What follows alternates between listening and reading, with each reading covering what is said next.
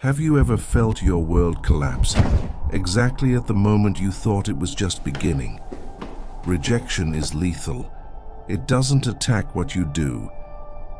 It attacks who you are. When that rejection comes from your own home, it creates an echo that lasts a lifetime.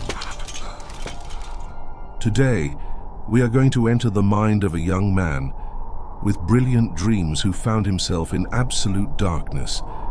How do you maintain your sanity when you are sold by the very people who were supposed to protect you? Joseph was 17 years old, the favorite son. He wore a coat of many colors, a symbol of distinction that for his 10 older brothers was a target. They hated him. While Joseph walked through the fields to bring them food, he didn't see the danger. He only saw family. But inside, his brothers were feeding a monster called envy. Childhood trauma starts here, in the clash between the trust of a child and the cruelty of those who should have been his heroes. The attack was brutal. Without explanation, they grabbed him, tore his robe, and threw him into the depths of a dry cistern. The sound of Joseph hitting the bottom was the sound of the end of his innocence.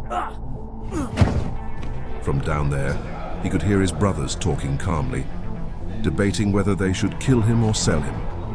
Finally, for 20 pieces of silver, the price of a common slavey, Joseph was handed over.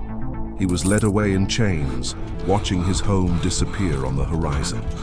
Here, too, we analyze Joseph's emotional intelligence. Imagine the mental chaos. Why didn't my father come for me? Why do my brothers hate me so much?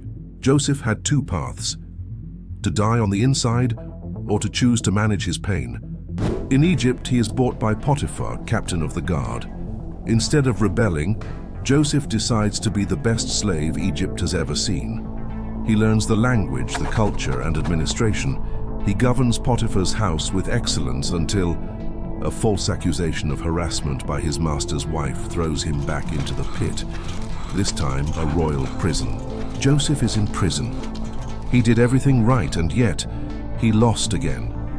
He meets two prisoners, the king's cupbearer and baker, and interprets their dreams with precision. He pleads with the cupbearer, "Remember me when you get out." But the cupbearer leaves and forgets him. 2 years pass. Joseph is at his breaking point. The climax isn't physical, it's the silence of both God and man.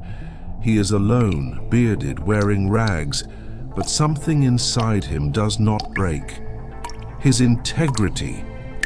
Joseph was forgotten by everyone, but never by God. You see, sometimes we mistake God's silence for his absence.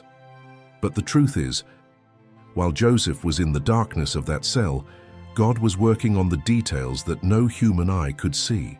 Joseph's resilience wasn't just willpower, it was waiting. He understood that God's time isn't a clock on the wall, it's a healing process.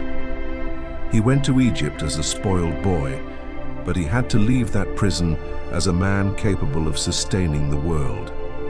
Perhaps you are living through your own period of silence right now. You pray, you cry, and it seems like nothing is happening. God is preparing you in secret for what he will do in public. Do not give up on your integrity when no one is watching, because it is in the dark that your character grows roots. If you feel like you are in this desert and need the strength to keep waiting, write in the comments, "I choose to trust." This story isn't just about an ancient Egyptian, it's about the God who holds your hand today. In the next episode, you will see what happens when the time of waiting ends and God's plan reveals itself in glory.